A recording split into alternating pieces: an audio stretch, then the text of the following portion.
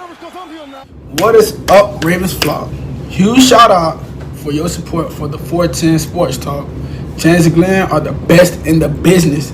They're killing it right now. They love talking Raven talk. Make sure you go subscribe to their channel. Let's go Ravens. Big trust. Welcome in, everybody, to another episode of 410 Sports Talk. I'm James Haskell, along with my co-host Glenn Martin, and we're here to break down the Ravens Saints preseason game one. It was an awesome time. We had a blast going to the game, and we were super excited about seeing a lot of you guys out there.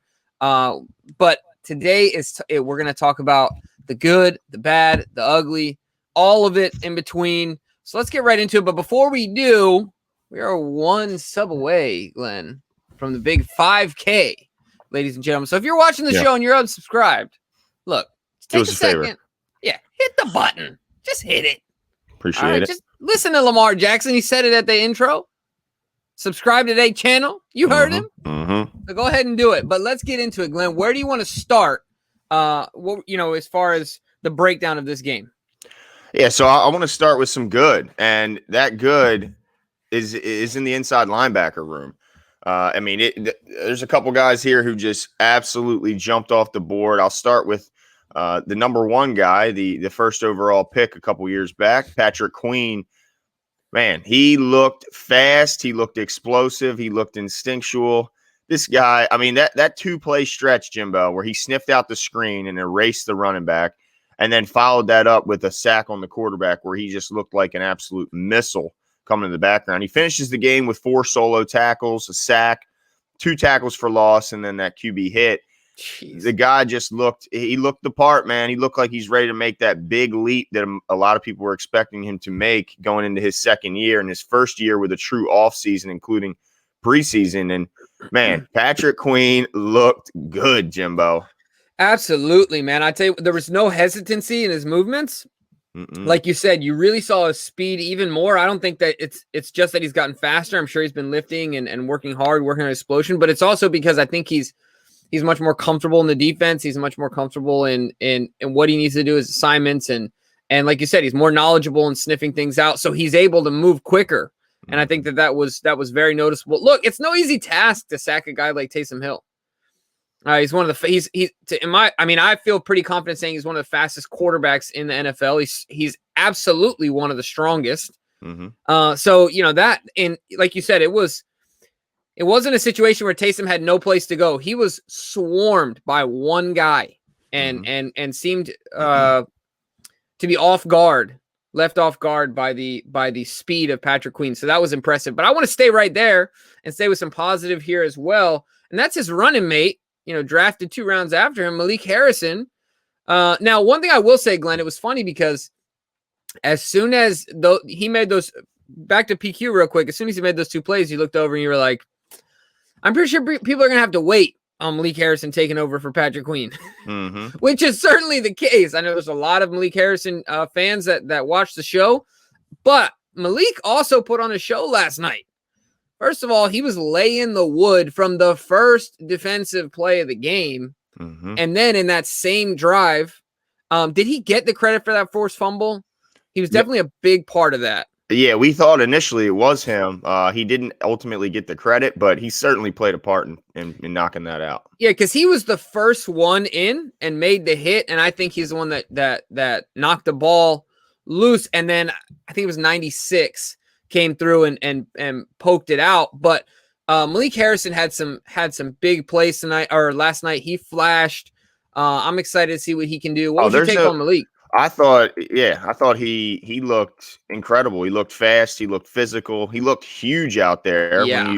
When he's standing in the group with the rest of the the back end of that defense, excluding the big guys up front, he just looks like a giant compared to the other linebackers and obviously DBs out there. And when the depth chart got released, one of the things we talked about was the fact that Malik was listed as the starter over LJ Fort at the weak side. And let me tell you, there's no shock now because, we like LJ Fort, and it's not like he had a bad game, but Malik Harrison just stood out. Him and Patrick Queen look like, when they first were drafted, we said these are the 2 guys we're going to see for the next decade. This is, hopefully, I'm sure the Ravens are hoping that as well. But rather than looking this as a competition between Malik and Pat Queen, which a lot of people are, they're thinking Harrison's going to take his spot.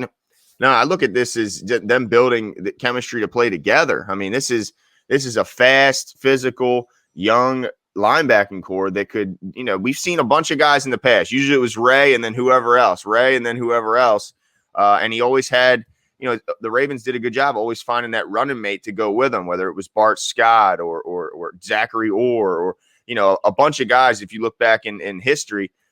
And I think they found another duo here in Pat Queen and Malik Harrison. I'm excited to watch these guys grow. Yeah, absolutely. Now, on the other side of the table here, I do want to talk about the fact that, these guys popped and our defense in general had 3 turnovers in the first quarter, which was great. I mean, that's awesome. That's what we want to see. They were definitely attacking the football. There was an emphasis on it. But I want to talk about our offense in that they were non-existent. Non-existent. So unable to capitalize, really, fully capitalize on those turnovers. I know we got a few field goals, but, Justin Tucker was the star of the offense for the first 3 quarters, really, of the game. I mean, at the very least, the first half. Mm-hmm. So how did you feel about the offense in the first half, Glenn? I mean, just as a whole.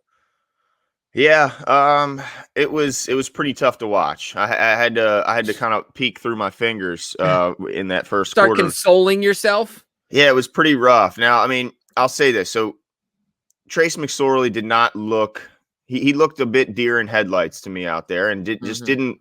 The offense just didn't move the ball when he was out there. And I will say in his defense that the offensive line didn't do him any favors. I mean, yeah. They were banged up. They had some guys missing. Of course, Bradley Bozeman goes out in the middle of the game. Now it turns out that it's a relatively minor ankle sprain, and so that's good news there.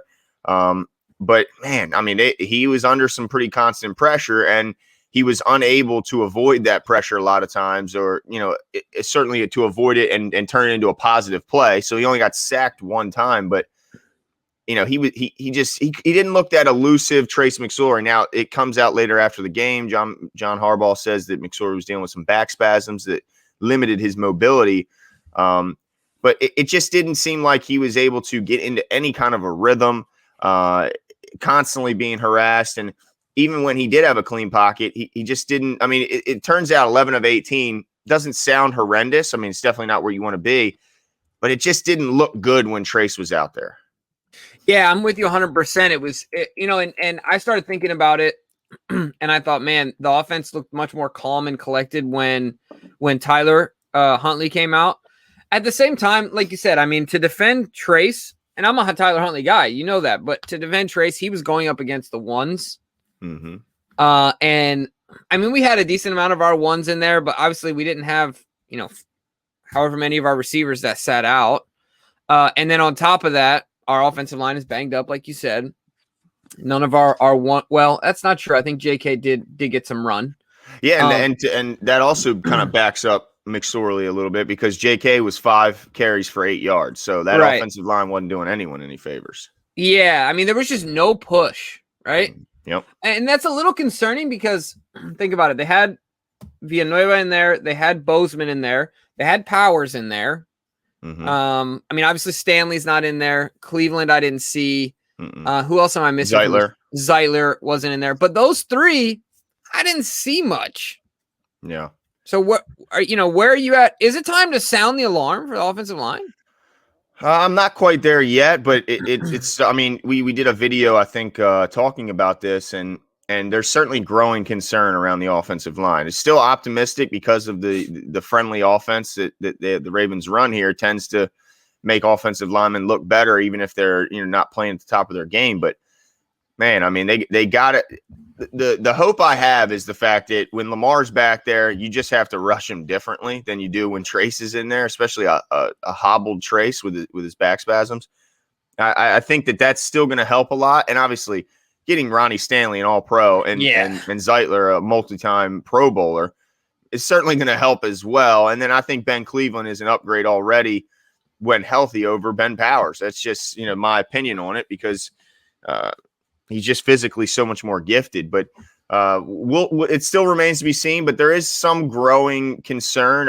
It's still pretty low on the scale to me until I see a little bit more. But they certainly left a lot to be desired yesterday.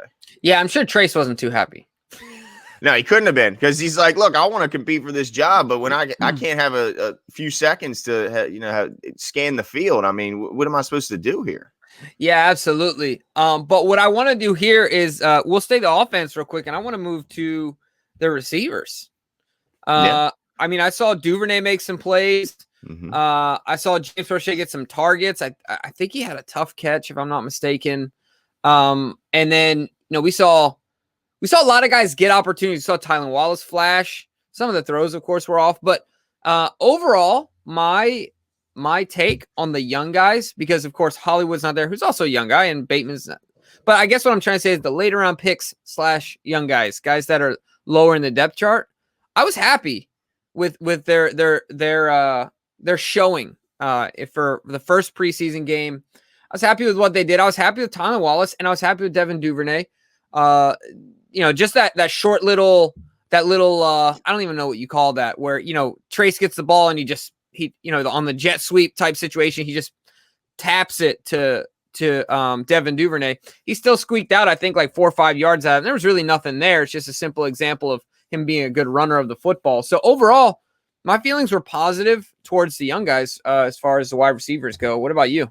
Yeah, it was tough to kind of evaluate them, because the offense just wasn't able to move the ball. It wasn't able to sustain any drives. And when the quarterback doesn't have time to scan the field, he's constantly on the move. Then the receivers have to then break off their routes, and it's kind of in a scramble drill rather than a in rhythm offense where we can really evaluate them. And that was my concern when we went into this offseason or this preseason. I've said it multiple times that I'm hopeful that the backup quarterbacks, if we don't see Lamar Jackson, can give a true evaluation to the receivers, because you need a good quarterback play if you're going to evaluate the receivers. There's just no two ways about it. And so it was kind of a tough evaluation. I mean, I like you said, I do like what I saw out of Devin Duvernay. He caught 4 balls on 6 targets, and he did have one zip through his hands.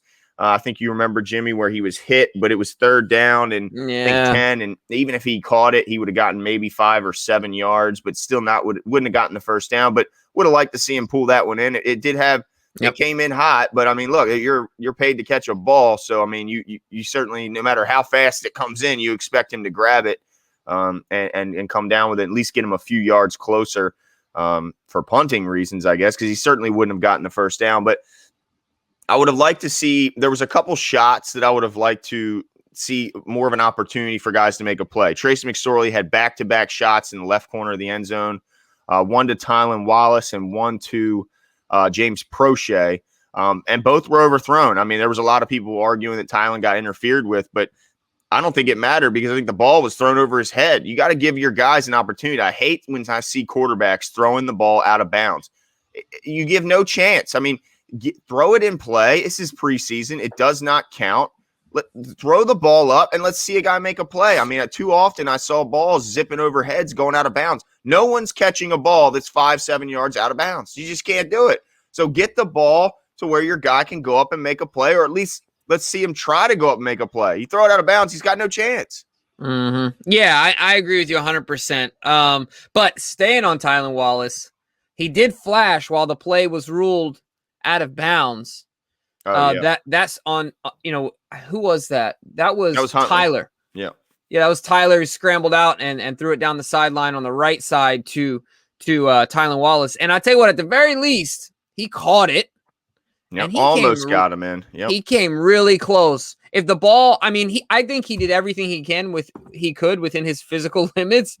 He stretched out as far as he could. I don't know what else he could have done. I think if the ball was like 2-3 inches closer to him, I think he makes that. But that was an awesome play. That was cool to see. I think that kid's got a lot of potential, and Glenn is having an absolute sneeze attack right now. Yes. But yeah, I was happy to see that. When I was looking at the wide receivers, and the reason I bring that up is I was trying to focus on like the little things, right? Because you try and get little victories when you're not getting big ones, right? So you try and break it down. So I mean, overall though, I was happy to see some of the things that the young guys and the guys later on the depth chart further down the depth chart we're able to do. Yeah, no doubt about it. And let's stay kind of, well, I mean, let's talk a little bit about the opposite side. I want to talk a little bit about the pass rush, because we were really excited to see this young group in particular, because we knew a lot of the veterans weren't going to play at the pass rush position. So all eyes were on Odafe Owe and Dalen Hayes. And I kind of wanted to give my opinion on it. I think there was such excitement about Odafe to see him rush the quarterback, right? We didn't go into this game going, man, although it's important, we didn't come into this game going, man, I really want to see Owe in coverage. I mean, and I understand that the Ravens dropped their outside linebackers more than almost any other team. I think the Patriots are the only team that does so more. So we get that that's part of the job as an outside linebacker. But, man, it was frustrating. There was a couple 3rd and longs where Odafe Owe was lined up. We're like, man, we can't wait to see this guy. Let's see what he's got. And he's dropped in coverage. And quite frankly, didn't necessarily shine in coverage. If you remember, Jimbo, he gave up a couple, kind of look a little lost out there, whether it was his responsibility or not. I guess it's, we don't know the play. We don't know exactly. But I tell you, he didn't look like he was guarding really anyone on those 3rd downs when he was dropping. So I would have liked to see him go a little bit more, but when he did go, I will say this, he had some success. I mean, he flashed a little bit of that speed. He got there a couple times, didn't necessarily bring the guy down, but he caused the guy, it's just like Wink said, pressures are more important. Sounds a lot familiar. of times than sacks. Yeah, exactly. So he got there. He just didn't finish. But what he did do is he filtered him into other guys and caused other guys to get sacks. One play in particular, he got there first, and then Dalen Hayes and Brandon Stevens followed up. And it was really a sack between a bunch of rookies, which was really cool to see.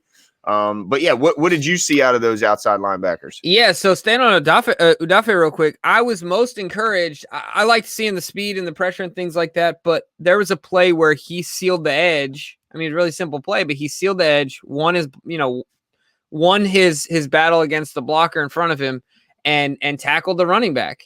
And might seem simple, but Ngakoue wasn't the greatest at that, ladies and gentlemen. Yeah. We had to bring in a different human to do that, right? Judon did it when he wanted to, right? But Odafe he's very physically gifted, like you said, and I'm happy that he is committed to stopping the run, right? Like that way he can turn into a true 3-down, every down edge defender, right? So I was happy to see that. It was very simple and I think went unnoticed, but you and I both paused and talked about that because we were like, all right, well, he blew that play up. It was no one else. Yep. So that was awesome. But I was really impressed by Dalen Hayes. His motor, he's fun to watch because of his motor. He never stops. He's not letting the Jalen Ferguson, one-handed stiff arm from offensive lineman get in his way of getting to the quarterback. He's going and going and going. He's all motor, all heart. Got more athleticism than I thought, more strength and speed than I thought. So I think I've said it before, I think he could be the surprise of this draft. But overall, I was pleased. I'm excited to see those guys coupled up with the Monstars in front, and then Justin Houston on the other side. But I didn't like, maybe it's just because it's preseason. I don't like the idea of dropping Odafe. We got Tyus Bowser, and some other guys. You know what I mean? I don't know. You got the blue blood for a reason. Send him after the quarterback. Because he got torched up the middle and looked lost a couple times. So I thought that was kind of stupid. But I think it was a preseason thing. Do you think we'll see that very much in the regular season? I mean, I think you have to. Every linebacker we have. I mean, Judon dropped more than I think anyone in the league. So, and he was our leading sack artist. So I think you're definitely going to see Owe because. Well, then I'm concerned. Look, he's new to that part. He didn't do a ton of dropping in his years at Penn State. So I think he's got to develop there, and the best way to develop is to do so in games. But it was. It's not what we came to see. We came to see the guy rush, but you can't just have, all right, when Owe's in, he's rushing, when Bowser's in, he's dropping. True. That's true. You certainly have to keep the deception there. But I wanted to, we talked briefly about, about the offense earlier and kind of our disappointment around it. But I want to talk a little bit of a bright spot on the offensive side, and this might be a little surprising to some, but when I was watching the running backs play, now I didn't see a ton from obviously JK because of the offense in front of, or the line in front of him wasn't doing him any favors. But man, I love what I saw out of Tyson Williams. I thought Tyson Williams, he looked powerful. He was moving bodies out there. I thought he looked a lot better than Justice Hill, who we both agree is pretty much a lock on this roster because of what he brings to special teams and the hope of what he could bring on the offensive side, even though we haven't seen it yet. But Justice Hill just, to me, didn't show any power, didn't show any elusiveness, just didn't show me much at all. Where some of these young guys, even Nate McCrary, I thought Nate McCrary was out there running hard. Yeah, he looked explosive, like you said. He had some short area quickness, no doubt about it. And maybe this is more of a running back battle than we originally anticipated, Jimbo. Yeah, you might be right. It's going to be really interesting to see how they work through this situation, because at the end of the day, I've never wanted Justice Hill on the field over JK or over Gus, obviously, in any scenario. Obvious passing down, I don't care. It's just what it is. I mean, we saw him bobble a catch yesterday. Apparently he's this third down gadget guy who you can throw the ball to. We got to catch the ball first. Yep. But now I don't think I want him on the field on any offensive snap over Tyson Williams either. Because like you said, the dude ran much more convincingly, is I guess the way I would sum it up. It was better in any way you want to, any quantifiable way, any qualitative way, anything, any way you want to look at it and break it down. He ran stronger, faster, like you said, more elusive. He got more push. So yeah, really interesting in that it wasn't something that was top of mind for me going into this game. And it quickly became a topic of discussion because Justice Hill did nothing. And was given plenty of opportunities. I mean, how many carries did he have? Let's see. Carries, he had 5 carries for 8 yards, and then he had the one catch, like you mentioned, it was bobbled on the screen pass. Yeah. So I mean, look, I don't know. I mean, remember the 2-point conversion the Ravens converted.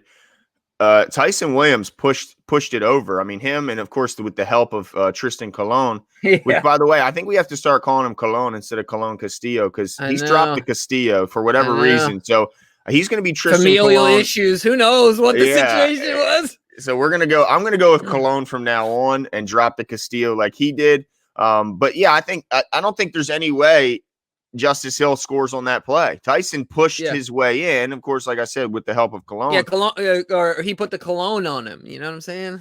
Oh wow, that was a stretch. But Justice Hill he just doesn't move any bodies when he has the ball in his hand. So we'll see what happens. They probably think they could squeeze Tyson more easily through to the practice squad because he doesn't really bring much to special teams, at least from a return standpoint. So we're probably going to be seeing Justice Hill be the third guy, and hopefully. Go ahead. That's unfortunate because Tyson's like, dang, man, that's a big difference in a check. Oh, there's no doubt about that. Geez, you're talking about a whole different lifestyle, even if you're making minimum in comparison to practice squad guys. Like, yeah, it's definitely a different story. There's no doubt about it. Did it remind you a little bit? It reminded me a little bit of when Gus kind of came on the scene. And, I know Tyson last year flashed. We picked him at the end of training camp, and he had his moments in camp. And that's why they kept him. Because it was a very short showing, short amount of time that he had an opportunity to show off his skills, and it must have been impactful enough for them to keep him. But I don't know. When we were watching him last night, I was like, man, this makes me think of, when we kept a guy like Gus, where I don't think he was on anyone's radar, and he forced his way onto the team.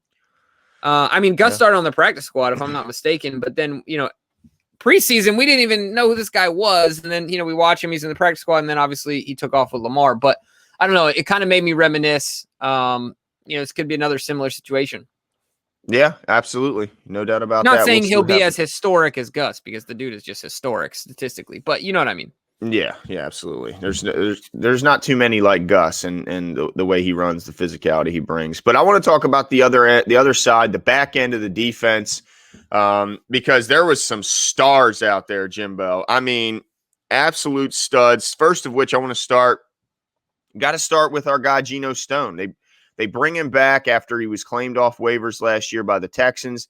They say, now we want this guy back. We drafted him for a reason. We love his instincts, and those instincts showed up big time last night. You talk about a guy, he doesn't have great length. He doesn't have, great physical tools in the sense that he's not a burner out there. Yeah, he doesn't have the long arms, but he's stocky and he's instinctual, and he puts his nose in there. He's not scared. This guy got not one, but 2 interceptions last night and 1 additional pass breakup. Also had 3 tackles to go along with it. The guy was all over the place, and when he got his hands on the ball, Jimbo, he didn't let it squirt through. He hung on to it. He made a play, and those interceptions were big time in continuing the streak for the Baltimore Ravens and extending it to 18 wins.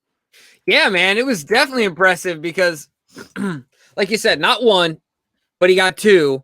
And then on top of that, to have the pass breakup, we both had him off the team in our 53-man, right? This is going to be increasingly difficult because you can go down the list. So, we can start with Geno. That's where we're at. And he made some impactful plays. You're right. His instincts really came to the party last night, right? I mean, he was in the right place at the right time. Like you said, holding on to that football, wasn't bobbling it. A lot of big plays out there for old Geno Stone. But I don't think that's where it ends. Like you said, there's a lot of stars last night. And I tell you what, I'm excited to talk about our Darius Washington, but the biggest surprise to me was Shaun Wade making the interception. Yeah. Now, it wasn't he had to turn around and track the ball. But it wasn't saver. It wasn't the best thrown football either. It was a little underthrown. But certainly he still had to make the play. What was your take? And how do you think Shaun Wade's stock was moved last night? It had to go up, right? Oh yeah, because out of camp, the news was horrible, and when we were there, he was getting taken to school a little bit by some of these young receivers who aren't expected to even make this team. But he played that about as perfect as you could. He just played that. First of all, how many corners out there do we see never learn how to locate a ball, much less make a play on it? I mean, we see a bunch of really talented corners who can never turn, find the ball, and go up and grab it. It's just not something that I think can be taught. I think it's either you know it or you don't. And Shaun Wade proved last night that he can make that play. And I think that certainly bodes well for his future. Now, he's still got a lot to work on. He's still got a lot to iron out. Certainly, if he wants to be that versatile inside-outside guy that it looks like the Ravens are hoping he is. But he played that absolutely perfect in the biggest moments when the Saints were driving to at least get it, a field goal to tie it or maybe the go-ahead touchdown. And Shaun Wade sealed the game with that play. And it was pretty fun to watch because – yeah, I mean, he was getting dogged out at camp, and to see him make that play under the lights in a big moment was pretty cool to watch. Yeah, absolutely. And then on top of that, I want to talk about our Darius Washington because he was all over the field last night. You talk about instincts. I mean, I mentioned it prior to the game. I thought he was going to get his hands on the football one way, shape, or form, and he certainly did that last night. He had a pass breakup. I think he got credited, you're mentioning, for a forced fumble. Yep. And then he also almost had a sack at the same time. So let me just encapsulate this whole secondary conversation this way. How do you see this going, especially with the safeties more than anything? I know that, because we initially said it was going to be obviously Deshaun Elliott, who had the fumble recovery last night, Chuck Clark. So those are your 2. Then you got Levine and you got Stevens, who we haven't even talked about yet because Stevens was all over the field last night. Looked like he knew.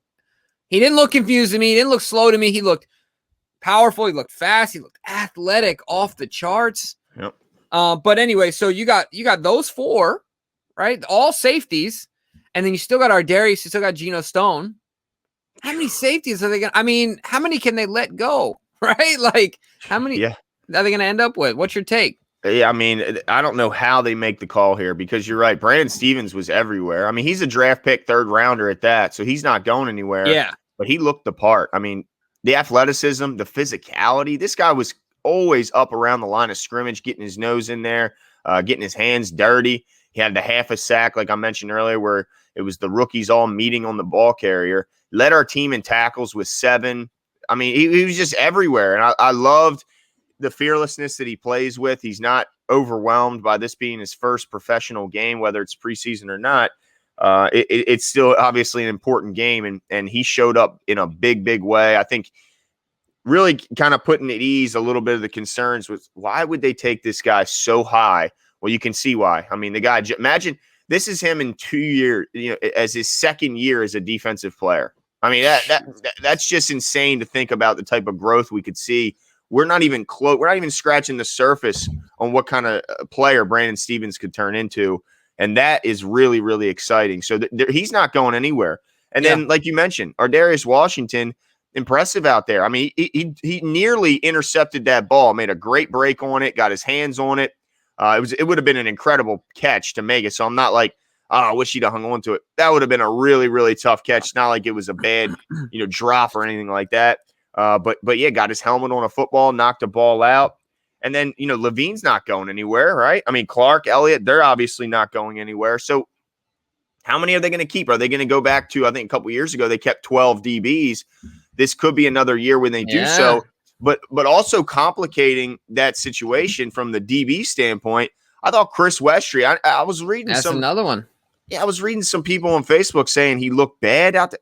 I did not see that at all. I mean, look, corners are going to give up catches. I mean, I thought, like for instance, Anthony Averett, he gave up some plays out there. He made some plays, but he gave up some. That's kind of the nature of the business when you're a corner. You're not going to erase everyone's not Darrelle Revis on, putting everyone on an island. Well, and the rules don't even allow you to be anymore. That's true. Absolutely. And Westry got a little banged up on one play. I think he was holding his arm or something like that. I can't really, it was tough to see what the injury was, but he had 2 pass breakups. He made a nice tackle. Tackle? Holy, it's early. He made a nice tackle on special teams. I thought he looked fine out there. I mean, I thought he looked really good, actually. A guy who's been banged up throughout his early career and is now finally healthy and making plays. I like what I see out of Chris Westry, and that further complicates the decisions for Eric DeCosta and the coaching staff on who to keep because there's so many good guys on that back end. Yeah, no, you're absolutely right. I thought he played, to stay on Westry real quick, I thought he played physical. I thought he didn't look overwhelmed by anyone's speed or shiftiness. Obviously, he got the penalty, and I'm sure John didn't like that too much. But at the end of the day, I think he totally belongs in this conversation. I mean, there's no way you can leave this kid out of the conversation and serious consideration to make this roster. Mm-hmm. So, man, that's a tough one. Because even based on our calculation, even if they kept 12, Westry would still be out, right? Yeah, I mean, it might be one of those scenarios where it's going to come down to does somebody get banged up and kind of open up a spot for somebody else? They might take this little dinger, whatever he got last night, and say, well, have fun on the IR. Yeah, absolutely. And the thing is, he's not – is this true? I mean, I got his date of birth. I'm just pulling him up now. Is he 30 years old? I don't know. That honestly can't be. They got his date of birth in 91. They got him at 30 years old, just his second season out of Kentucky. Wow. If that's true, then he certainly doesn't have a ton of time to make a name for himself and get on an NFL roster because, 30 years old. He's 24. Okay, good. Yeah. Right now, ESPN has his birthday is 91. They got him at 30 years old. Poor guy. They can't even get his birthday right. So I mean, he's a guy that is going to be really hard to cut because I think other teams obviously watch all these games. And if there's a cornerback needy team out there and they see a 6'4" corner who runs 4.3 and is getting his hands on every ball that's thrown his way, it's going to be hard to imagine him getting through those waivers and making it through the practice squad. Yeah, absolutely. Now, the other thing I want to do here, Glenn, is I want to talk about and this might be how we end the show unless I'm missing something, but we got to talk about the quarterbacks. I know we kind of talked about it, but we got to get into it, right? Yeah, let's do it. So it was a tale of two halves, offensively speaking. Just a couple things that come to my mind. Like you said, Trace seemed to have jitters. The whole offense seemed to have jitters, and he was out there. That might have been because it was preseason number 1. You know what I mean? It's everyone's super pumped. The people are back in the stadium. Like, there's a lot riding on this, right? Like, Trace's whole career really, it's kind of riding on this to some extent. Yeah. Not just this game, but this preseason is a huge one for him if he wants to continue in his NFL career. So a lot there. But man, the thing that let me ask you this. The thing that I struggled with is I feel like at the beginning of the game, there was only a few times where Trace was allowed to let it rip. And to me, in the offseason, in the preseason, just let it rip, right? Yeah. Like, I don't know. I understand your job's on the line, and job number 1 as a quarterback is to take care of the football and things like that. But goodness gracious, as an offense, let's see what we got out there. So do you think that was more play call? Do you think that was Trace, or do you think that was Trace being overly conservative? Yeah, that's exactly right. I thought Trace, a lot of times kind of quarterbacks get paralyzed by the fear of turning the ball over, and they get concerned. They don't understand that, for one, you have to be able to push the ball down the field if you're going to make a roster. I mean, we've seen countless quarterbacks who are just willing to take the check down easy throw and have those 4 yards per reception, and you're not going to get it. You're not going to get it done in this league if you're not willing to throw the ball down the field. And it just looked like Trace was a little too nervous to do so. And when he did, we saw the interception. I didn't like the offense. Just couldn't get into a rhythm with Trace there. And again, we did mention earlier there were certainly some struggles on the offensive line that didn't do him any favors. But when Tyler came in, to me, summarize it. Tyler's got to be the backup. He just has to be the backup. He looked more comfortable. Even when the pocket broke down, he just looked better. I mean, he was able to escape a lot of rough pockets and make positive plays. We could barely get a first down when Trace was out there. I mean, honestly, it was shocking to see that he had 86 passing yards. It didn't feel like it when we were there whatsoever. It felt like the offense really couldn't move the ball at all.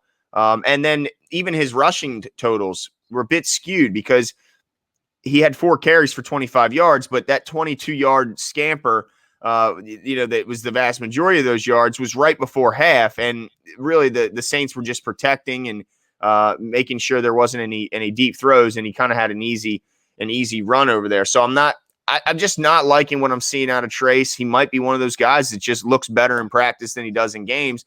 And I think you'll take the guy who's more of the gamer in Tyler Huntley, which, I mean, he just moved the ball. The offense was able to get going. That run to get the game, the go-ahead touchdown was nice. And to me, it's a no-brainer. It's Tyler Huntley, and I can't wait till next week because I fully anticipate him being the starter and getting the reps with some ones and some twos rather than the 3s and 4s and going against 3s and 4s. So next week's a big week for him. If he continues to play like he is, I think he's definitely the number 2 behind Lamar. Yeah, I mean, I couldn't agree with what you're saying anymore. I think that is that how it goes? Yeah. Yeah, there we go. It's early. But yeah, no, I'm on your side on this one in that Tyler Huntley is the guy. I think he has it between the ears. Mm-hmm. Not that Trace doesn't, but there was just something different. I don't know. There was just something different in the flow and the feel of the offense. And he's a much better runner, which is a big part of our offense, like schematically. Mm-hmm. And I think that makes a difference as far as like, if heaven forbid, if something happens to Lamar Jackson, like we saw in the Buffalo game, you don't have to throw out the baby with the bathwater and say, well, someone else is out here. He can't do, not that Tyler can do, he's not in the same ballpark as Lamar Jackson, but there is some overlap there as far as their skill set and running the football. So I think that helps the offense kind of stay in gear and keep moving literally down the field.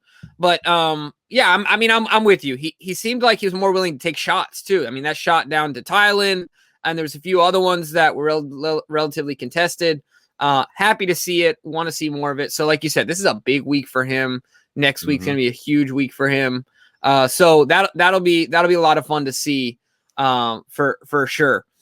Yeah, I want to talk about one other guy though. Just a couple other quick notes. Ben Mason, dude. I tell you what, it's going to be interesting to see what the Ravens do with him because, first of all, he went down on a kickoff coverage and absolutely lit the ball carrier up, smacked him into another dimension. But then he was in there as the primary fullback, Thought he played well. Thought he was, Yeah. I didn't see him go out there and get tossed aside by one of these D linemen. No, he made nice plays. He was opening up some holes for the running backs. I'm starting to think that this is definitely going to be the Pat Ricard replacement of the future, just to get cheaper at that position, that a position in which most teams don't even carry. You don't necessarily want to have to pay a guy there if you can find a guy to do it for less.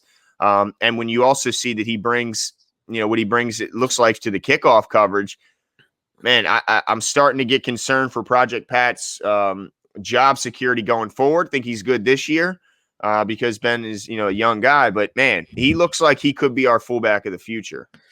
Yeah, I got some of those feelings as well last night, but I really like Patrick Ricard. What other notes you got for us? Yeah, I like Pat. Yeah, I kind of feel the same way. Let's see. Your guy, Snacks Ferguson, made an appearance. He did. He can't deny it. He got the sack, and now I will say this: on that sack, it was certainly helped by the coverage. I mean, he was back there. The quarterback was back there for quite a bit of time before. 7 Mississippi on that one, man. Yeah, it was a long one, and the coverage certainly did some favors for Jalen, but he got home, got the guy down. Actually didn't even get full credit for that sack. They haven't listed as a half a sack. To me, it was just him who made that sack. Yeah. And I'm not sure why they can't even give the guy the credit he deserves. ESPN's just off their game right now. Yeah, ESPN's stats. They also They're have short-staffed. Yeah, exactly. If you look at the rushing numbers, they have Tremont Williams as having 10 carries last night, and he's obviously a cornerback. So I'm not sure, and he's not even on the team anymore. So I'm not sure. You need to make a call. What is going on, man? Yeah, we gotta get a call over there. But yeah, I mean, so I think, did you see anything from Jalen Ferguson that made you think that is he changing your mind at all? How do you think I'm going to answer this question, Glenn? I think you're going to say hell no. No. You're what is this? His 4th year in the league, 3rd year in the league, whatever it is, Third. And you're making a play against a quarterback who is going to be he's going to be selling cars in 3 weeks. An offensive lineman that we don't know a single one of those offensive linemen. Dude, you broke the sack record in college. This is your 3rd year in the NFL, and you're scraping at the bottom of the barrel. No. Dalen Hayes flashed more last night than Jalen Ferguson against better competition.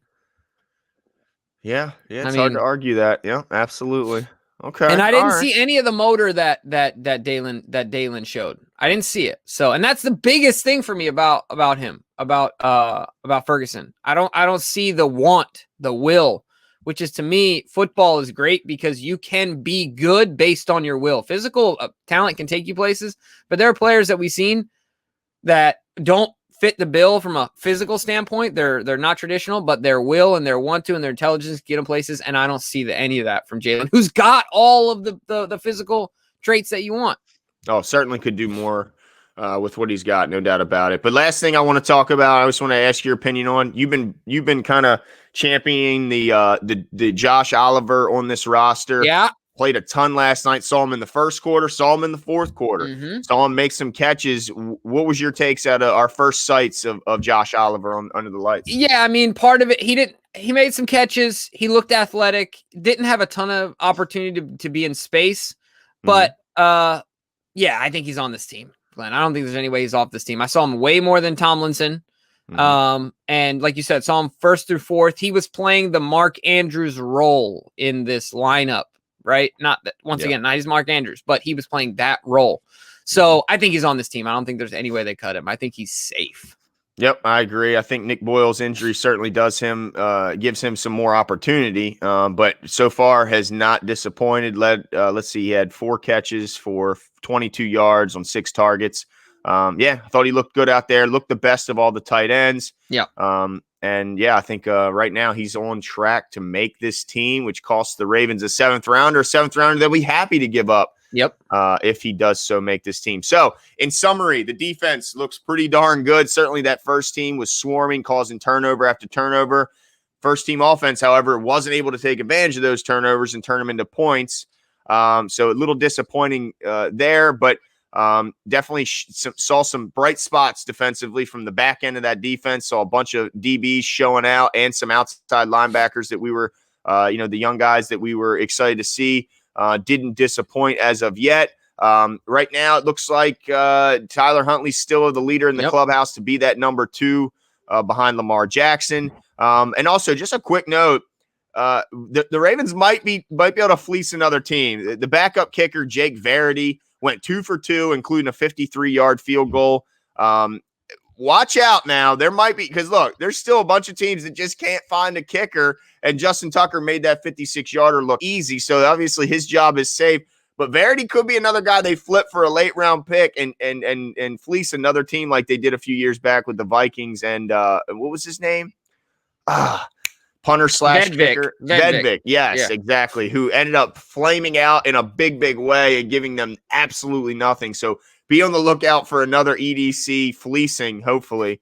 But any other notes, Jimbo? No, that's it. And let us know what your guys' thoughts are in the game, opinions on all of it, and we'll talk to you guys soon. See you.